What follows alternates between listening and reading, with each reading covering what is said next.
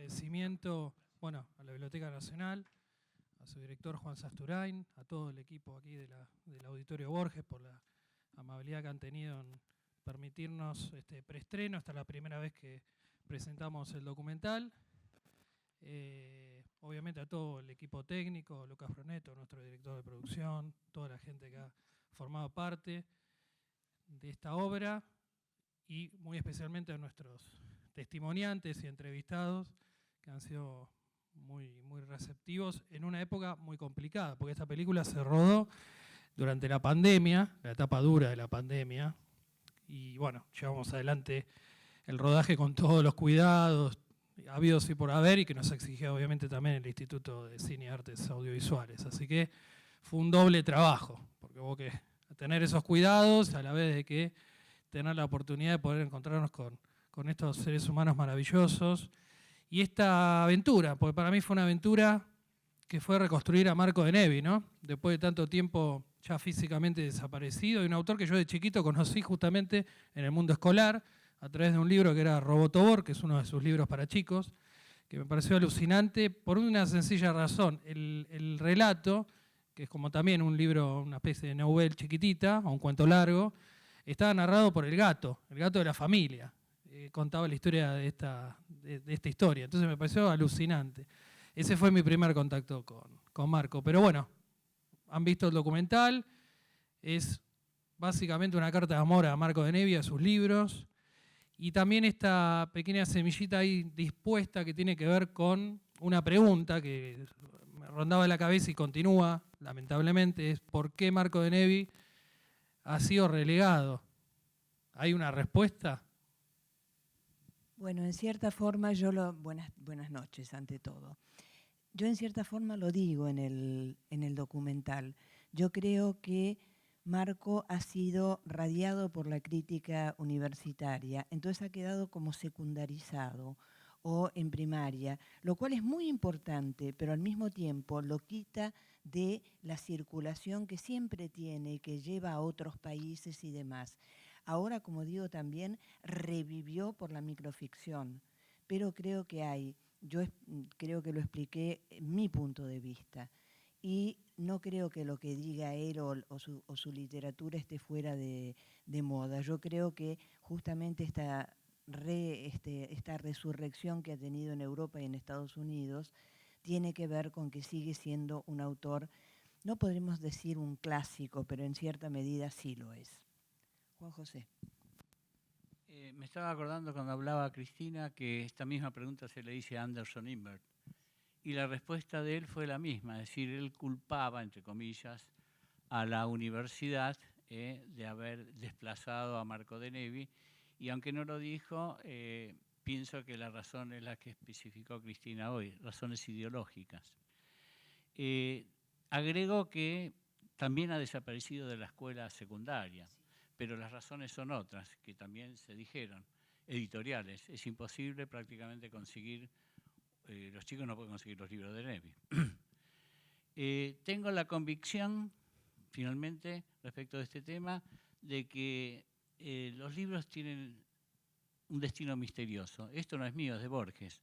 Borges dice que finalmente el libro, si es válido, finalmente vencerá la prueba del tiempo, más allá de operaciones comerciales y promociones. Otro tema que bueno me ocupé de darle espacio en la película fue esta cuestión de sus mentiras piadosas, ¿no? Hay una frase tuya maravillosa de que era un mentiroso profesional, digamos. Y este hecho casi como una broma post-mortem de Nevi, que estemos en el 2022 celebrando, entre unas comillas muy grandes, su centenario, cuando realmente su centenario fue en el 2020. Y sigue repitiéndose, digamos, ese error. Salvo ahora he visto algunas notas que, bueno, vos habías dado una nota también a Clarín, creo que ahí se hizo justicia, pero se sigue, digamos, repitiendo. Y bueno, Calegari y Horacio también, que es parte de la película, bueno, decía, ¿no? Que había una cuestión casi de cosa coqueta, ¿no? Se trataba de mentir. Yo me hubiera sacado muchos más, porque 2 es muy poco. Sí. Saco 5 por lo sí, menos. sí. Pero bueno, hay...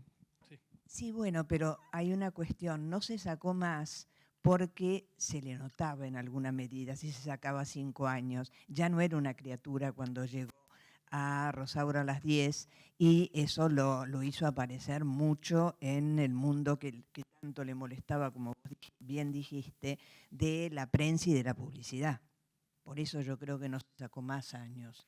Sí, y bueno, dentro de esas líneas de mentiras piadosas, digamos, también está, digamos, lo que está abajo de eso, obviamente, es su obra, que es una obra maravillosa, es una obra que tiene momentos, aunque, como decía Juan José en la película, atado siempre a la RAE, a la Real Academia, tenía zonas experimentales.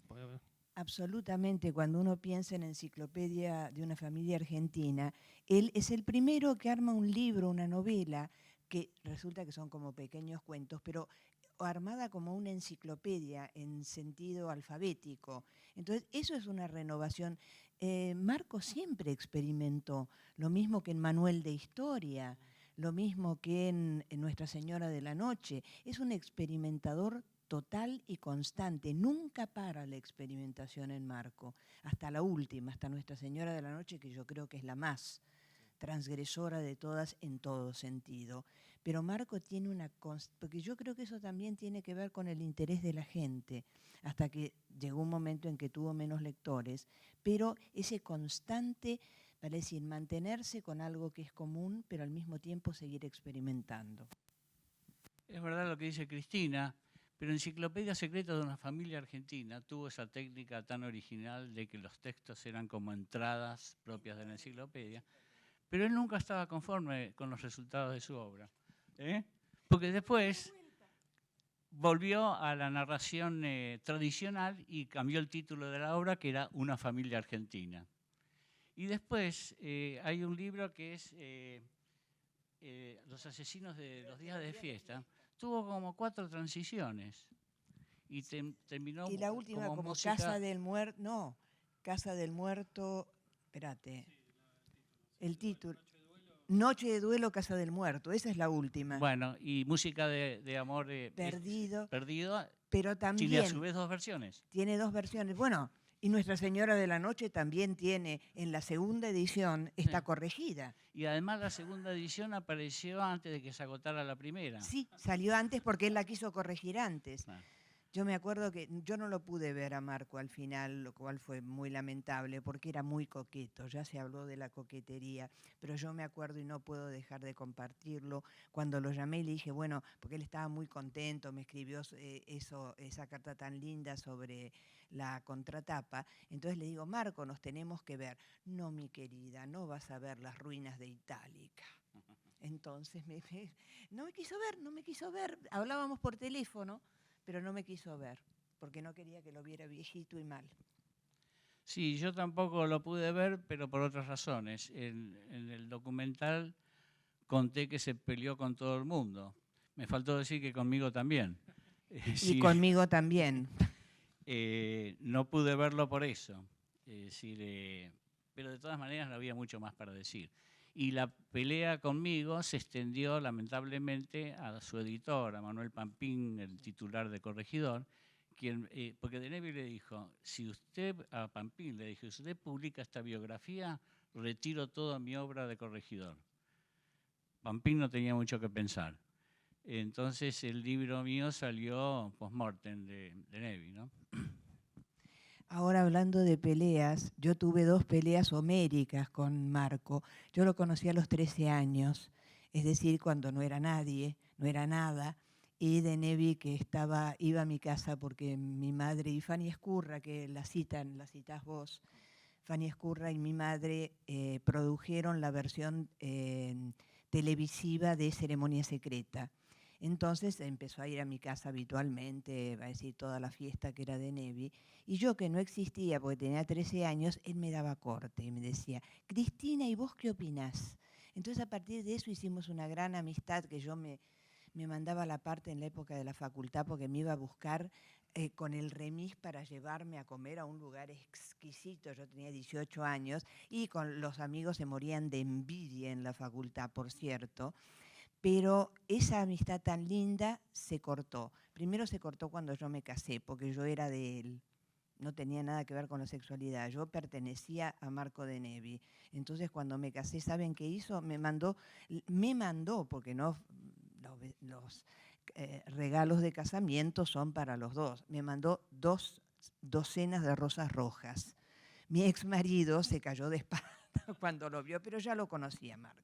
Entonces se peleó conmigo horriblemente, después se volvió a pelear y por fin, cuando hicimos un gran reencuentro, que fui a la casa de Belgrano, todo muy lindo, había un muchacho con quien nos pusimos a charlar y bueno, nos fuimos y Marco se enojó, porque nos fuimos juntos. Entonces Marco se enojó y ahí vino la otra pelea que luego se arregló por teléfono. Así que se peleaba y se peleaba muchas veces con uno a lo largo de la vida. Bueno, hay algo que otra entrevistada, Patricia Brecha, menciona, que es este tema del... Por eso el testimonio de ella me parecía muy interesante, porque es de una lectora, digamos, el lector, ¿no? Que me faltaba esa pieza, un lector. Que a mí me sucedió también releyendo cuando preparé el documental y leyendo obras que no conocía de Marco, que es esa cosa como adictiva, que tiene que ver con que uno se embala, tiene ese poder, Marco, en la escritura, que te embala y es muy difícil parar de leer, digo, salvo que uno tenga una tarea que atender, pero es raro en los escritores, y es un buen síntoma a la vez, de que genere esa especie de adictividad, ¿no? Recuerdo música de Amor Perdido, que es como que la leí, no sé, en 3 horas, 4, o sea, fue una cosa como violenta de lectura, pero y tan cinematográfico en esa apuesta. ¿Por qué tienen las novelas una cuestión visual tan fuerte, tan poderosa y atmosférica, y esta cuestión del corazón de los personajes, ¿no? O sea, realmente la literatura de Marco es maravillosa. Yo he seguido a lo largo de los años leyéndolo como si fuera la primera vez y cada vez uno encuentra una capa de sentido más. Siempre en el fondo nos sorprende Marco. Yo lo he sentido porque lo vengo leyendo desde que tengo 13 años. Entonces se imaginan que lo he ido leyendo, además como lo he dado en la facultad, uno cuando lo relee para darlo. Y esas capas de sentido nunca desaparecen y uno se queda. Realmente yo una vez hablé de la tienda del ilusionista, porque nos engancha de la nariz y nos lleva como con la zanahoria delante, como al burro con la zanahoria delante andamos. Sí, por mi parte reafirmo lo que dije en el documental, en el sentido de que pese a Rosaura y a Ceremonia Secreta, para mí el mejor de Nevi es el cuentista, ¿no? Sin duda. los cuentos, bueno, son como ejemplos de, como decía Juan José en el documental, como ejemplos de cuento, porque tienen un trabajo y una pulcritud estilística y a la vez un vuelo maravilloso. O sea, tiene es difícil de describirlo, digamos, sin caer en algo más técnico, ¿no? Pero están vivos y incluso sus últimos cuentos también, aunque él ya estaba avejentado, y esos también son maravillosos. En los cuentos no le ha pasado el tiempo. Y por otra parte, insisto en Nuestra Señora de la Noche. Nuestra Señora de la Noche, que es el último libro de Marco. Después de Nuestra Señora no hay nada. Y verdaderamente es un texto maravilloso, que cayó medio raro en la crítica, porque claro, dijeron cómo se ha metido con la sexualidad de esta manera de Nevi, caramba, que él venía tan tranquilito y de lo más pudoroso, acá se mete con todo, con la sexualidad. Entonces hubo un poco de mentalidad puritana en los críticos, pero realmente es maravillosa. Y yo le he dado en la facultad y se han caído de espaldas, por supuesto con fotocopias, porque no se conseguía. Ese fue el último libro publicado, pero sí. Él dejó una novela inconclusa. Sí, claro, pero... Claro, ¿y dónde está? Lo único que quedó es el título, Backstage. O sea que el título iba a ser en inglés. Y es muy sugerente el título, ¿no? Y claro, la trastienda, la parte de atrás del escenario es Backstage. Porque si eso fue Nuestra Señora de la Noche, no quiero ni pensar.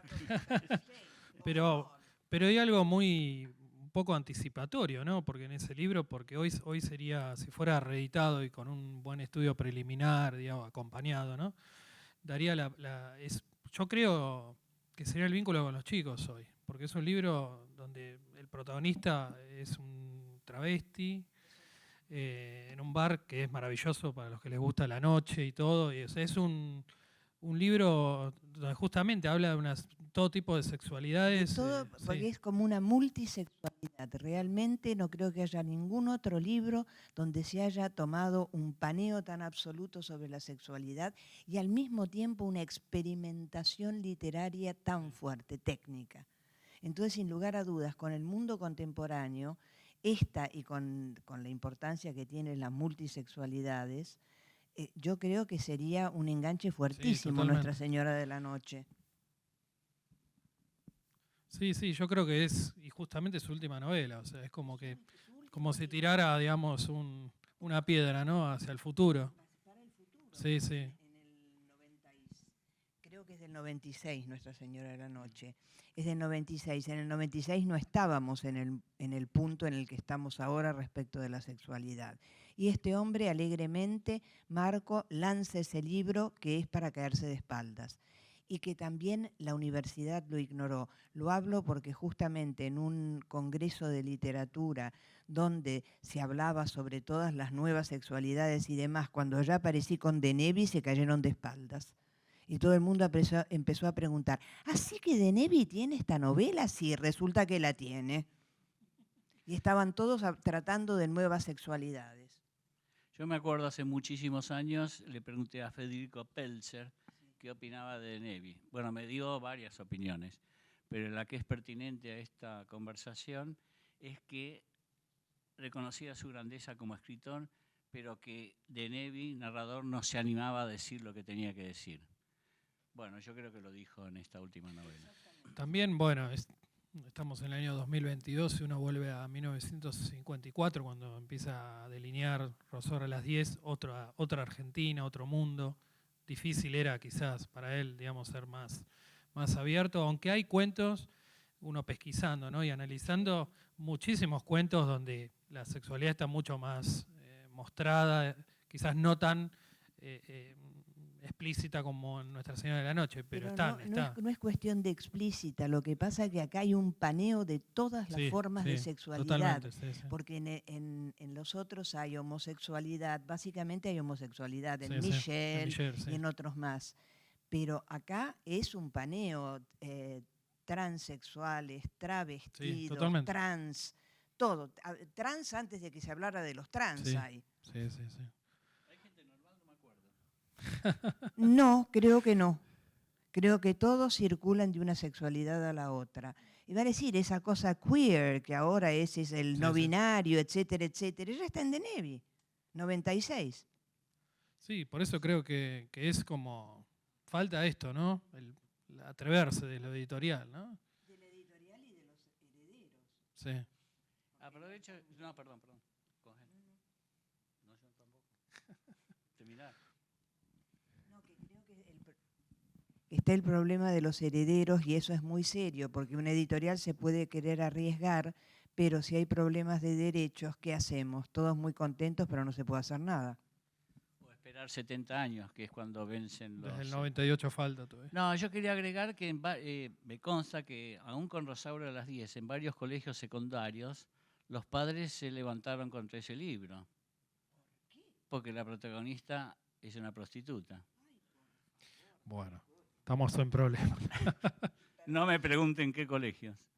Esto hace tiempo o estamos en una especie de puritanismo inexistente.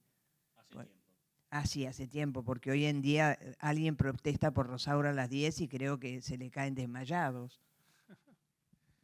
Bueno, el objetivo creo que en parte del documental, de la película, fue justamente esto, ¿no? Volver a hablar de Marco, tratar humildemente de que sea otra vez tema de debate, tema de discusión, porque sus libros lo permiten, son libros abiertos.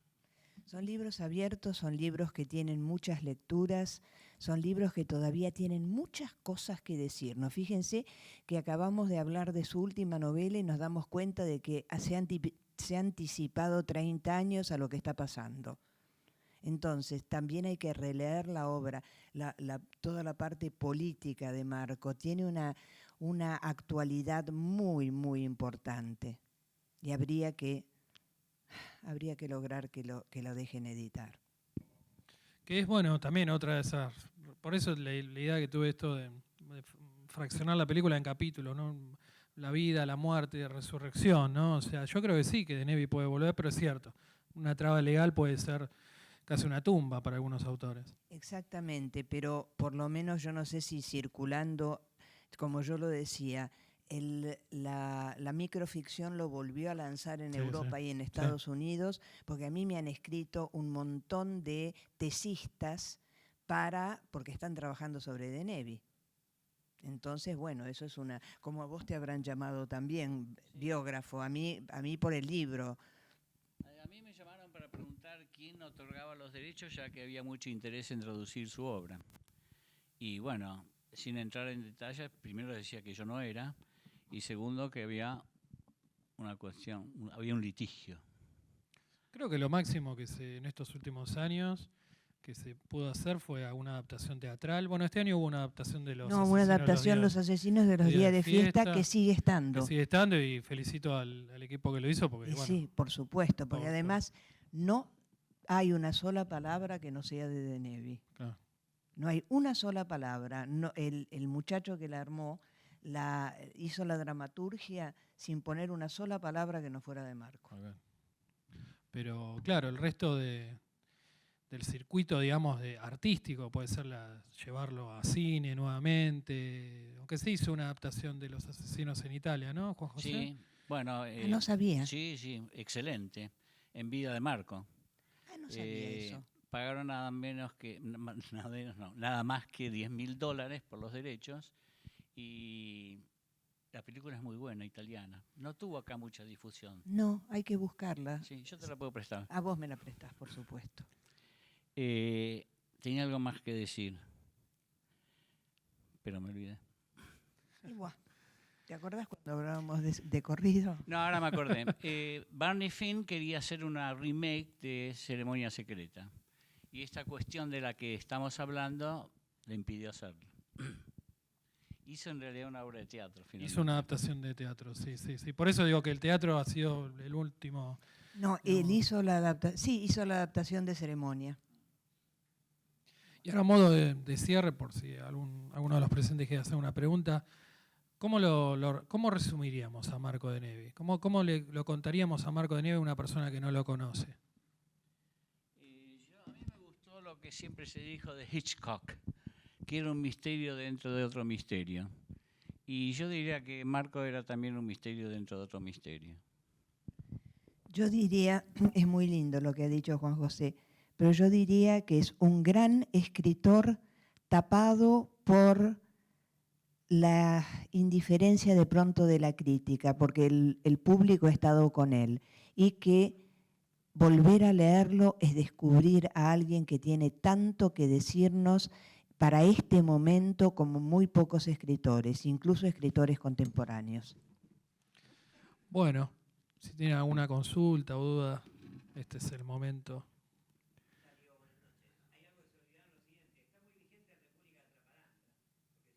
Sí.